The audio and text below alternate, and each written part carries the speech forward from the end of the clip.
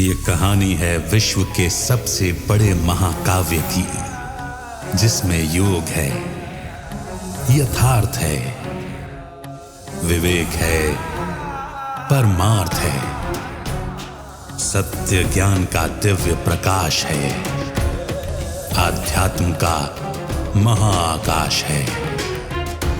ये दर्पण है हर मन के विवाद का, दृश्य है आत्मा और परमात्मा के संवाद का, मानवता का होता है जिससे उद्धार।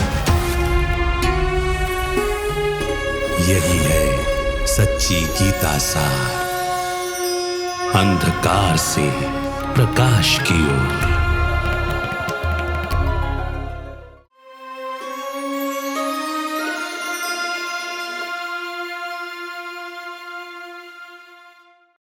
नमस्कार।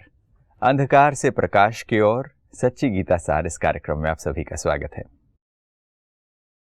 गीता को कितना समय हुआ? अगर गीता को एक हिस्टोरिकल एविडेंस के रूप में अगर आप देखें तो आप संसार के टाइमलाइन पर उसे कहां रखेंगे? बहुत बार हम इस प्रश्न से आश्चर्यचकित हो सकते हैं। हम में से बहुत सारे लोग ये मानते हैं कि गीता आज से लगभग 5000 साल पहले कही गई थी, मगर क्या इसकी वास्तविकता है? इस पर आज चिंतन करते हैं। आज हमारे साथ स्टूडियो में ब्रह्मा कुमार ब्रजमोहन भाई साहब हैं। भाई साहब, स्वागत है आपका। ओम शांति। जब हम युगों की बात करते हैं तो हम 4 युगों के बारे में सुनते आए हैं। हमने ये सुना कि 5000 साल पहले गीता गाई गई, मगर उसके बाद तो हमने देखा कि द्वापर युग के अंत में गीता के बाद कलयुग आया, और अभी तो कहा जा रहा है कलयुग तो बच्चा है। तो एक प्रश्न ये उठता है कि अगर कलयुग अभी बच्चा है तो जब गीता तब गाई गई थी तब क्या हुआ? गीता से क्या प्राप्ति हुई? कि गीता में तो ये बताया गया है कि भगवान सत्य धर्म की स्थापना के लिए आते हैं, मगर अभी तो कोई सत्य धर्म है नहीं। क्या 40,000 वर्ष कलयुग की जो आयु बताई गई है और तब जाके फिर से भगवान आएंगे, जब ये बताया जाता है तब युग का परिवर्तन होगा, तो इसे देखकर तो ऐसा लगता है कि अभी ही रहने लायक दुनिया नहीं है। इसमें तो कोई आशा की किरण ही नजर नहीं आती। फिर देखिए, व्यक्ति चौकन्ना जब होता है जब उसको कोई खतरा बिल्कुल सामने दिखाई देता है। खतरा घटा, व्यक्ति की सावधानी भी घटी, और खतरा हटा तो सावधानी भी हटी। इसलिए ये बहुत इम्पोर्टेंट है कि दुनिया के अंदर सब लोग सोचते हैं दुनिया बेटर हो जाए, बेटर हो जाए, हर एक इतनी कोशिश कर रहे हैं। देख क्या रहे हैं कि ऐसा कुछ माहौल बन गया है, कुचक्कर, कि जितनी इसको बेटर करने की कोशिश करते हैं उतनी ही ये नीचे जा रही है। अपने आप को धोखा देने के लिए मनुष्य कहते हैं तरक्की हो गई, क्योंकि जब तक अगर उनको तरक्की ना दिखे तो चौकन्ने हो जाएं, ठहर जाएं कि कुछ गड़बड़ है। लेकिन कुछ ऐसा सिस्टम बना दिया है कि जिसमें लगता है कि हम तरक्की कर रहे हैं। उस एंगल से देखें तो तरक्की दिखती है, और अगर दूसरे मापदंड से देखें तो गिरावट दिखती है। तो अब फैसला कौन करे? तो फाइनली व्यक्ति ये देखता है मेरे जीवन के अंदर सुख, शांति, आनंद, प्रेम है, और इसके अलावा दुख, अशांति का अभाव है। तो हम देख क्या रहे हैं कि ना तो सुख, शांति, आनंद, प्रेम है। थोड़ी देर के पीस ऑफ माइंड के लिए व्यक्ति मिलता नहीं तो कोई एंटरटेनमेंट, कोई लेयर, कोई इस तरह की बातें करता है। फिर उसके बाद ऑपोजिट उसका बढ़ता जा रहा है, तनाव इतना है, कोई वजह नहीं, फिर भी हर व्यक्ति को तनाव है। इसलिए भगवान कहता है कि अगर आपको कोई ये बताए इस तरह की हालत 40,000 साल और चलनी है तो फिर आप क्या सोचेंगे? अभी ही दुनिया नर्क जैसी लग रही है, लोगों को जैसे घसीट रहे हैं, कैरिंग ऑन, है ना। तो कहा जाता है या तो चिल्ला रहे हैं या चला रहे हैं गाड़ी को, कैरिंग ऑन और क्राइंग, ये आज की दुनिया है। अगर 40,000 वर्ष और लग गए तो फिर 5,000 वर्ष पहले गीता सुनाई थी तो इतना भयंकर था, और 40,000 वर्ष और लगेंगे तो क्या हो जाएगा? तो ये तो दिखता ही नहीं कि 40,000 वर्ष ये चल सकता है। चाहे इसको पॉपुलेशन की, जनसंख्या वृद्धि के हिसाब से ले लें, चाहे मनुष्य के जीवन में कम से कम थोड़ा बहुत तो सुख हो। अब तो सब लोग कहते हैं भगवान उठा ले, वापस बुला ले, इसको ख़त्म कर। अच्छा, तो ऐसी परिस्थिति में हमें कॉन्टेक्स्ट देखना पड़ेगा। ये सब कहते हैं कि 5,000 वर्ष पहले भगवान ने गीता सुनाई थी। अच्छा, तो 5,000 वर्ष पहले गीता सुनाई थी, तो 5,000 वर्ष में ही ये हाल हो गया कि जैसे कि गीता दोबारा सुनाने का समय आ गया, लोग पुकार भी रहे हैं चारों तरफ। आखिरकार भगवान की पुकार लगाना, जब मनुष्य बेबस हो जाता है तो भगवान की पुकार लगाता है। लगातार लगा रहे हैं, टेम्पल बढ़ रहे हैं, धर्म स्थान बढ़ रहे हैं, हर जगह लोगों ने घर घर में भी भगवान को पुकारना शुरू कर दिया। जी जी, ये जब बात आप कह रहे थे मेरे को एक बात याद आई। अभी हाल ही में न्यूज़पेपर में एक चीज़ छपी थी कि पिछले 5 सालों में स्कूलों, अस्पतालों की संख्या में मंदिरों और पूजा स्थलों की जो वृद्धि हुई है वो अनेक गुना बढ़ी है। तो ये बताता है कि हम सभी परमात्मा के लिए बहुत ज़्यादा आवाज़ लगा रहे हैं, क्योंकि उतना दुख बढ़ रहा है। एक प्रश्न ये उठता है कि जैसे आपने कहा कि आज से 5,000 साल पहले गीता गाई गई थी, तो उस समय क्या चिन्ह थे, उस समय क्या परिस्थितियाँ थी? क्योंकि हम तो यही मान के चलते आए हैं कि धर्मग्लानि के समय पर परमात्मा आते हैं और फिर से ये गीता ज्ञान सुनाते हैं। बात तो यही है कि परमात्मा आए, उसके बाद क्या हुआ? अगर 5,000 वर्ष की हम स्टोरी को जानना चाहते हैं, ये तो सब कहते हैं 5,000 साल पहले गीता सुनाई, आज की परिस्थितियाँ हमारे सामने हैं। तो जब भगवान ने गीता सुनाई, उससे जो प्रभाव पड़ा, जो परिवर्तन आया, वो कितना समय चला?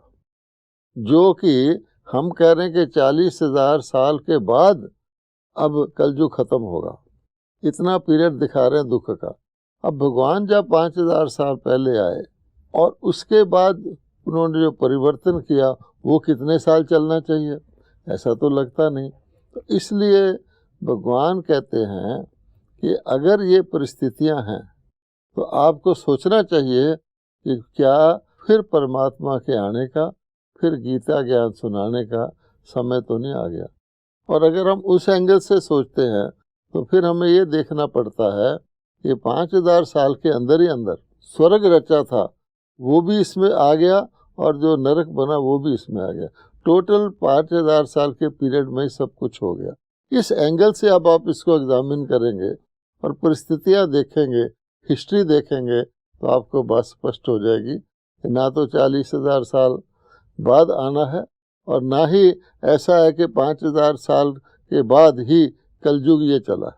उसमें आप देखेंगे, अगर आप धर्मों की स्थापना के हिसाब से देखें तो लगभग कहा जाता है कि 2,000 वर्ष क्रिश्चियनिटी के हुए हैं, क्राइस्ट को आए हुए हैं, और उसके आगे आप और लगा लें तो 500 वर्ष के अंदर बुद्धिज़्म है, इस्लाम है, ये सारा लोग थोड़ा आगे पीछे वर्षों को करते हैं, लेकिन बाई एंड लार्ज 2,500 साल के अंदर ये डिवाइन फादर्स आए हैं, धर्म पैदा हुए हैं और उनकी वृद्धि हुई है।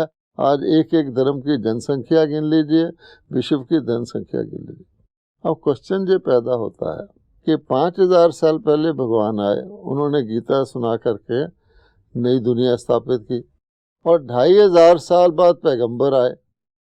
तो अगर परमात्मा ने अगर सतयुग स्वर्ग स्थापित किया और वो बहुत लंबा लाखों साल चला होता जैसा कि माना जाता है, तो भगवान के पैगंबर जिन्होंने आके दोबारा कहना है कि देखो चेतावनी देनी है, दुख की दुनिया हो गई, भगवान पैगाम भेज रहा है, तो इतने वर्षों के बाद भगवान पैगंबरों को भेजेगा, लाखों सालों के बाद? नहीं, ये तो हो नहीं सकता। और फिर अगर आप आबादी के हिसाब से देखें, इतने सारे धर्मों की आबादी ही करोड़ों वर्ष है, और भगवान ने देवी देवता बनाए थे, तो देवी देवताओं की आबादी 2,500 साल में तो इतनी आबादी हो गई। तो उनका जो पीरियड है, गीता के भगवान 5,000 साल, बाकी के जो पहले के 2,500 वर्ष में, उसमें जो धर्म हुआ था अगर शुरू होता, आज सबसे ज़्यादा आबादी किसकी होती? वो भी नहीं है। अब तो बल्कि उनकी आबादी बहुत थोड़ी सी गिनी जाती है और मंदिरों में दिखाए जाते हैं मूर्तियों के रूप में। तो ये सारी बात बताती है, भगवान कहते हैं मैं ही आके इस भेद को खोलता हूँ।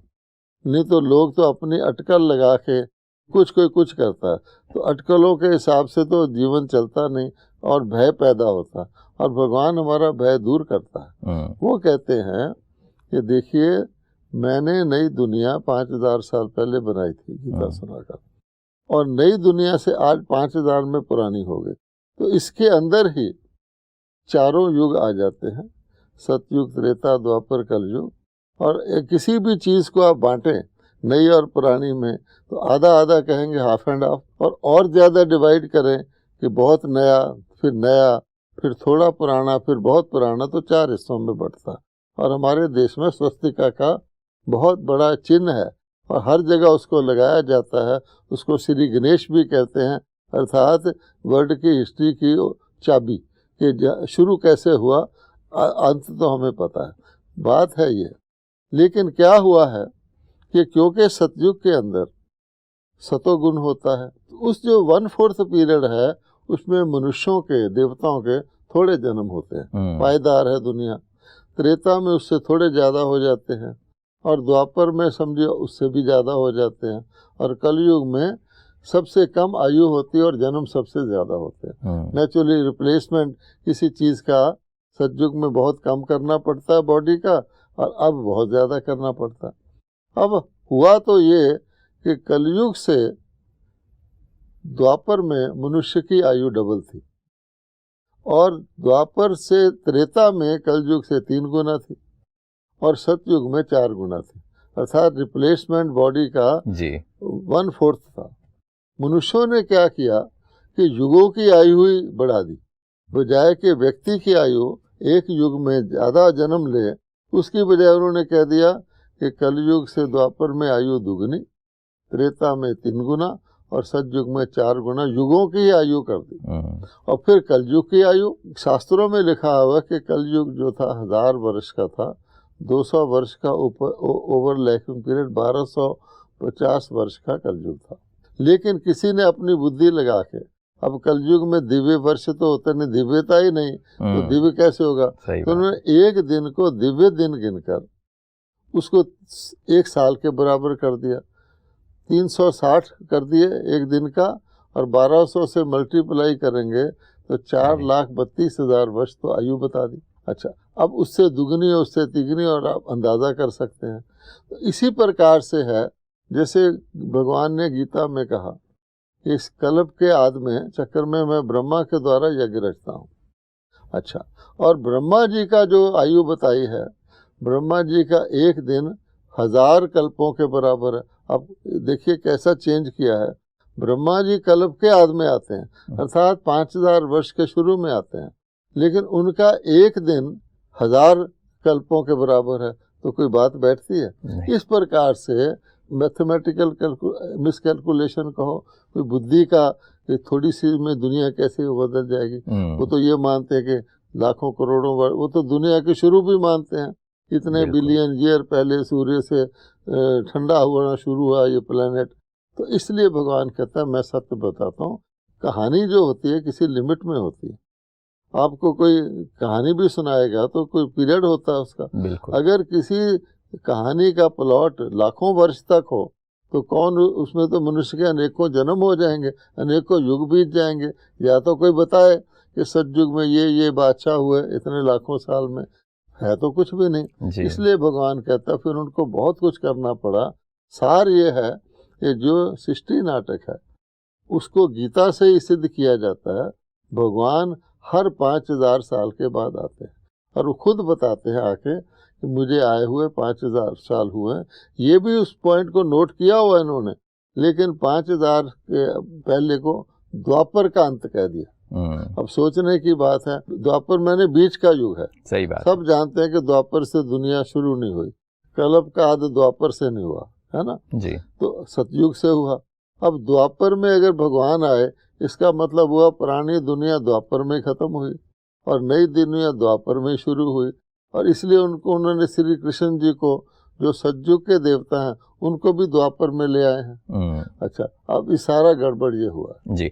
जब आप ये बात कहते हैं तो ये चीज़ स्पष्ट होती है। हम ये सुनते आए हैं कि ईसा मसीह से 3000 वर्ष पहले धरती पैराडाइज थी, ये चीज़ हमको सुनने को मिलती है। और आज हम उस चीज़ को देखते हैं तो ये 5000 वर्ष पहले गीता सुनाई गई थी, ये भी सिद्ध होती है। और चूँकि ये गीता में लिखा गया है कि मैं धर्म की पुनर्स्थापना के लिए आता हूँ, तो अब 5000 वर्ष जब पूरे हो गए हैं तो क्या ये अभी परमात्मा के अवतरण का समय नहीं है? बिल्कुल है। और परमात्मा कहते हैं कि मनुष्य तो अंदाजा लगा रहे हैं कि 40,000 वर्ष बाद कलयुग पूरा होगा, फिर परमात्मा आएंगे। वो भी इसलिए कि उन्होंने युगे युगे कहा हुआ। अगर द्वापर की बात माने तो फिर और ज़्यादा आगे चले जाएगा। तो भगवान कहते हैं मेरे अवतरण का समय है।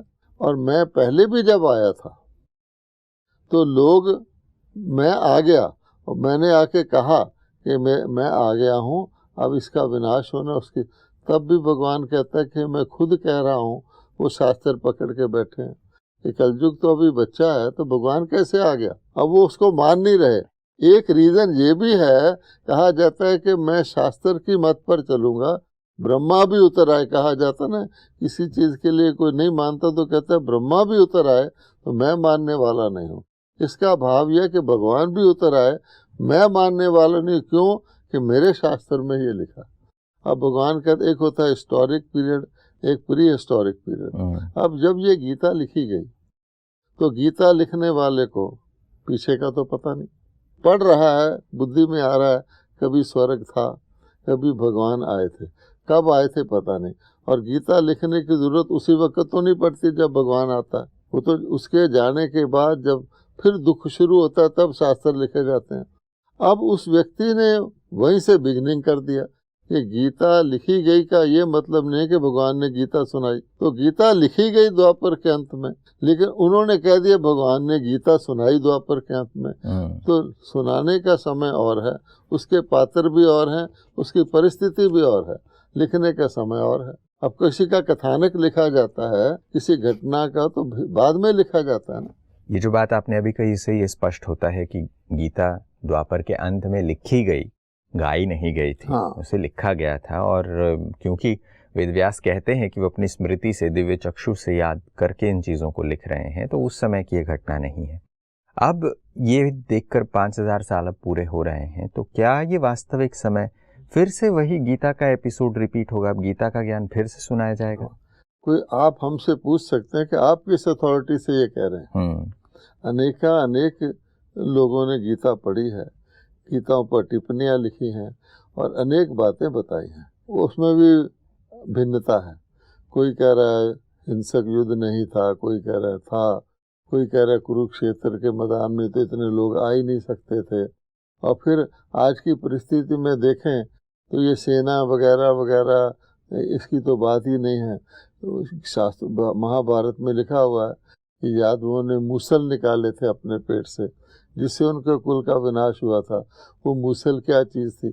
तो मूसलों से विनाश हुआ था, तो सेनाओं के तीर कमान के युद्ध से विनाश हुआ था। और मूसल तो मिसाइल, आज हम उसको, क्योंकि भगवान बताता है ये मिसाइल्स हैं, इंटरकॉन्टिनेंटल ब्लास्टिक मिसाइल्स हैं, इससे विनाश हुआ था।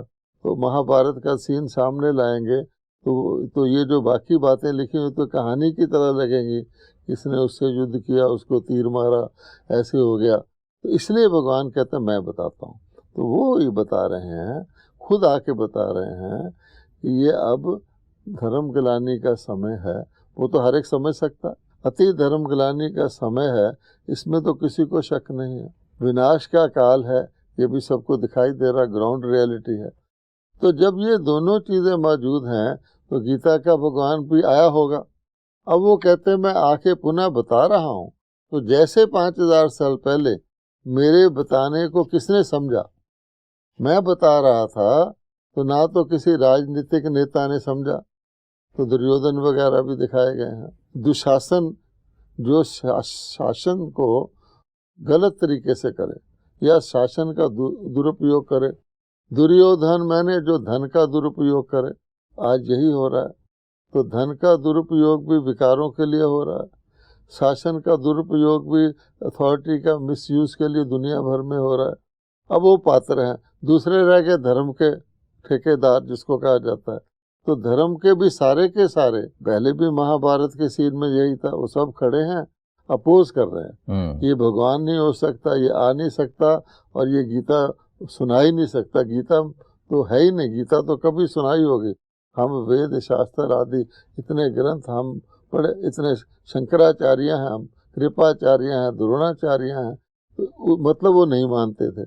अब भी ऐसा ही है कि भगवान आए हैं, वो कहते हैं कि मैं खुद कह रहा हूँ, नहीं मान रहे। फिर भी किसी ने माना था, थोड़े से पांडवों ने माना था, थोड़ी सी शिव शक्तियों ने माना था, वो मान रहे हैं। तो उनकी समझ में आ रहा है कि ये सारा, जैसे कहा गया कि कौरवों ने सेना ली और पांडवों ने भगवान लिया। इसका मतलब क्या निकलता है कि उनको जो दिखाई देता था, जिसको वो पावर समझते थे, अर्थात सारी सेना ले ली, सारी राजधानी, क्रिएशन ले लिया। और क्रिएटर को किसने लिया? बीज को पांडवों ने। अर्थ के क्रिएटर आ जाएगा तो क्रिएशन तो उसमें आ ही गई। तो क्रिएटर जीतेगा या क्रिएशन जीतेगी, तो उनको वो दिखाई देता था। तो सारा मतलब यह है, इसका आधार बॉडी कॉन्शियसनेस है। ये मनुष्य जो स्थूल शक्तियों को देखते हैं, वो जो बीज में शक्ति होती है थोड़ी सी, उसमें सारा वृक्ष होता है, इसको भूल जाते हैं। इसलिए भगवान कहता है कि गीता को जानना हो तो पहले क्रिएटर को जानो। तो क्रिएटर आपको सारी क्रिएशन का ज्ञान दे सकता है। क्रिएशन में एक बहुत बड़ा पेड़ का बहुत बड़ा शाख है, वो पेड़ जैसा ही है, लेकिन वो आपको पूरे पेड़ का ज्ञान नहीं दे सकता। आप क्रिश्चियनिटी में देख लें, वो भी क्रिसमस ट्री बनाते हैं जी। तो ट्री में क्या करते हैं कि ट्री अपनी ब्रांच को काट कर सीधा कर देते हैं। ये है क्रिसमस ट्री। इसमें अर्थात यहाँ से क्रिश्चियनिटी बहुत फैली हुई है, उसमें स्टार्स भी हैं, गिफ्ट भी हैं, सब है, लेकिन वो क्रिसमस ट्री है, लेकिन एक्चुअली वो ब्रांच है बड़े ट्री की। तो जो बड़े ट्री को जानेगा वो क्रिसमस ट्री नहीं, वो बुद्धिस्ट ट्री को भी देखेगा, इस्लामिक ट्री को भी देखेगा, तने को भी देखेगा, आदि सनातन को, फिर वो बीज तक जाएगा। ये सारा गीता का ज्ञान का राज सार में बीज बता सकता है या कोई ट्री की शाख बता सकती, बीज बता पाएगा। ये बात है। बिल्कुल। अब इससे पता चलता है कि अगर हम ये 5000 वर्ष को माने, तब ये एक मीनिंगफुल क्लोजर देता है हमको कि इसमें 4 युग होंगे, 4 युग बराबर होंगे, और यहाँ पर सारे धर्मों के आधार पर भी हम इस चीज़ को धर्मों की संख्या देखिए, बिल्कुल, तो उससे पहले कितना होगा। अगर इतनी जनसंख्या 2500 साल में बढ़ सकती है, जो आज हम देख रहे हैं, वृक्ष का विस्तार देख रहे हैं, तो उससे पहले कितना होगा। और हमेशा हमारे अध्यात्म में बढ़ के वृक्ष का एग्जाम्पल दिया जाता है, और उसमें खास तौर पे क्या होता है कि उसका ट्रंक गायब हो जाता है, तना गायब है, और ब्रांचेज ने धरती पकड़ के उस रूट्स ले लिए होते हैं। तो ये बिल्कुल नक्शा है जो शास्त्रों में, गीता में कहा गया, इस सृष्टि एक वृक्ष के समान है कि वो दिखता ही नहीं जो पहले का था। अर्थात जितनी स्टोरी सुनाते हैं या गीता का शास्त्र है, जितने भी धर्म हैं, वो आधे ट्री की सुनाते हैं, फैलावट उसमें बहुत है, ना तना है न बीज है। तो ये इससे स्पष्ट होता है कि वृक्ष के उदाहरण से जब हम इस चीज़ को देखते हैं तो ये स्पष्ट होता है कि सृष्टि को एक वृक्ष के रूप में अगर हम देखें तो परमात्मा उसके बीज हैं। और जब भगवान कहता है कि मैं अधर्म का विनाश, सत्य धर्म की स्थापना, उसका भाव क्या है कि जो तुम्हें वृक्ष का विस्तार देख रहा है, उसका ना तो ट्रंक है ना तो रूट है, तो जो नहीं है उसको मैं स्थापित, उसका ज्ञान देता हूँ, और जो है उसके बगैर वो तो खत्म हो जाएगा, न तना हो ना बीज हो। बहुत ही सुंदर चर्चा आज हमने की है। आज वक्त इतनी ही इजाज़त देता है, मगर जो खूबसूरत बातें आज सीखी हैं और जो चिंतन आज निकला है, मैं समझता हूँ हमारे दोस्तों के लिए भी बहुत फ़ायदेमंद रहा होगा। आप समय निकाल कर स्टूडियो में आए, इसके लिए आपका बहुत बहुत धन्यवाद। नमस्कार। ओम शांति। दोस्तों, अंधकार से प्रकाश की ओर सच्ची गीता सार, आज हमने सृष्टि के आयु के बारे में चिंतन किया है। अगर आप ये मान लें कि सृष्टि लाखों वर्षों से चली आ रही है, तो क्या आज का समय आपको बताता है कि ये परमात्मा के अवतरण का समय है? और गीता ये कहती है कि आज से 5000 साल पहले गीता सुनाई गई थी, तो तब क्या परिस्थिति रही होगी? क्योंकि परमात्मा कहते हैं कि मैं धर्मग्लानि के समय पर आता हूँ। क्या आज उन्हीं धर्मग्लानि के चिन्ह आप नहीं देख पा रहे हैं? अधर्म, अन्याय, अत्याचार, असत्य, ये सब कुछ तो बढ़ गया है। ऐसे समय पर परमात्मा का पुनः अवतरण हुआ है। परमात्मा पुनः गीता का वही ज्ञान सुना रहे हैं। आज के एपिसोड में बस इतना ही। फिर अगली कड़ी में कुछ और बातों के साथ मुलाकात होगी। तब तक के लिए नमस्कार।